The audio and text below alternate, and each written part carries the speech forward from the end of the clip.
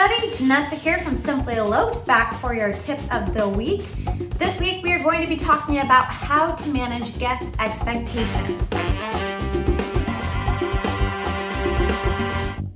Now, friendly reminder, here at Simply Eloped, we define an elopement ceremony as 20 guests or less. The reason we do this is we do feel like it's important that should you choose, you have your clan around you, and also once you get to be above 20 guests, you just kind of fall into a category where you just need chairs, sound equipment, all that jazz. So the simplest way for us to define elopement was 20 guests or less. But if you are inviting 20 guests, that can be a lot of people to manage. So I've got 6 tips for you today on how to manage your guests. I just want to remind you, this is not your grandmother's elopement, meaning that the term elopement has evolved.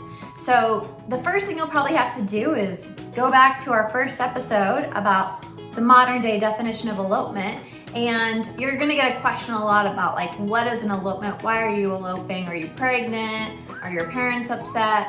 A lot of people have their own definition and connotation of elopement, and you're just gonna have to do a lot of clearing up. So let's kick it off, starting with number 6. My first tip is actually how to manage the expectations of the guests that you are not inviting. So I had one of my very best friends that eloped in a city hall with family only. I own an elopement company, so I totally got it. And she sent out an announcement that said, hey, we're eloping, here's the date, here's the time. Just wanna let you know, be excited for us. I thought that was great. Other ways to announce are websites, Facebook groups, individual letters. However you choose to do it, we highly recommend that you tell the people that are important to you in your life that you are eloping or have eloped. If they find out from a Facebook post, it's like a general post, there might be a lot of hurt feelings. Also, on that note, like, are they allowed to celebrate with you? Can they take you out to dinner? Are you still accepting gifts? Just because they can't come to your ceremony doesn't mean that they don't want to celebrate with you and be a part of this huge milestone in your life. So I would just recommend managing the expectations of the guests that you don't invite. Number 5, will you be feeding the guests that you do invite? If yes, if you're having a dinner afterwards or some sort of reception, it's important to let them know when and where so that they know to come to your ceremony hungry. If you're not feeding them, they need to come fed. So that's a pretty one-on-one thing of just how to manage your guest expectations. Number 4, gifts or no gifts. You're gonna get that question a lot. People don't know if they're coming to an elopement, even a destination elopement, if gifts are expected and or welcome. So I think that's an important thing to say, like, hey, we don't want your stuff, but here's a website to go to contribute to our honeymoon fund, or our we're buying a house fund, or here's our registry. So that's just a good way to manage those expectations. Number 3, so day of info.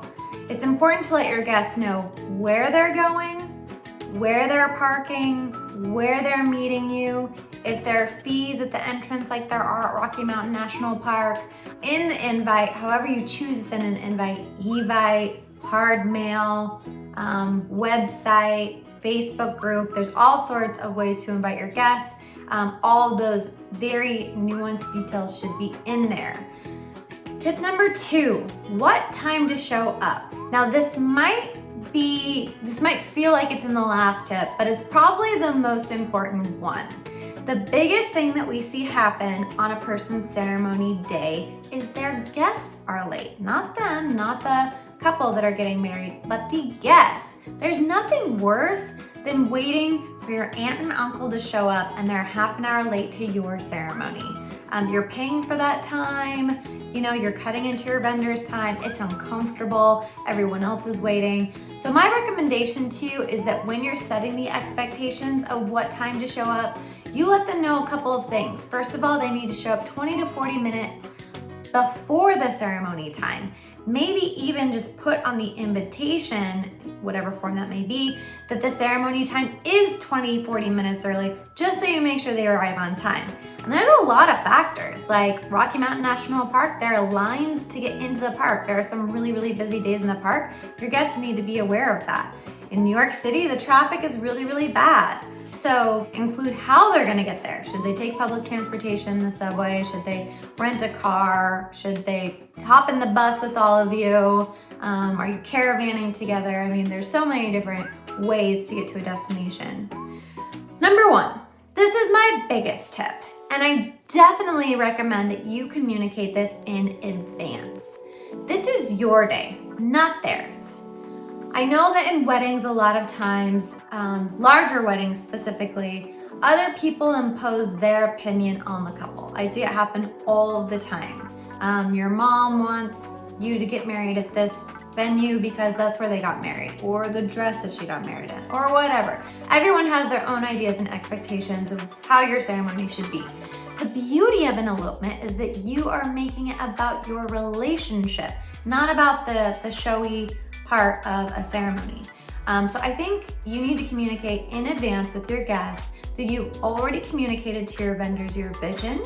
You've already worked with your partner to hash out what the ceremony structure is gonna be like, what the celebration or reception is gonna look like. I would definitely communicate that if there's any family drama, that they leave that at home. This is about you and your love together. You know, if you're only inviting 20 people, like obviously you want those 20 people to get along. A big thing that we see a lot is people come in and they don't have the relationship with the vendors.